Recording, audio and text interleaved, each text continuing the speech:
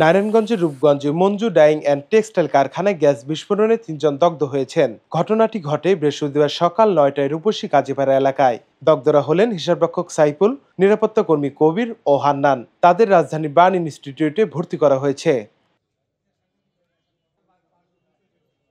কারখানা কর্তৃপক্ষ জানায়, তিতাস গ্যাসের সংযোগ রুমে অতিরিক্ত চাপে বিস্ফোরণ ঘটে, যা থেকে আগুন ছড়িয়ে পড়ে। স্থানীয়রা গ্যাসের চাবি বন্ধ করে আগুন নিয়ন্ত্রণ করে। ফায়ার সার্ভিসের প্রাথমিক ধারণা, মে দিবসের ছুটিতে গ্যাসের চাপ বেশি থাকায় এ ঘটনা ঘটেছে।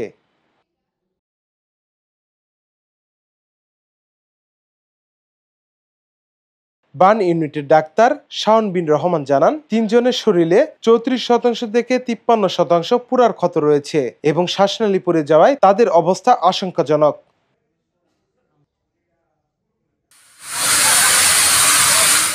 নাফিউল ইহসান, দৃষ্টি ২৪।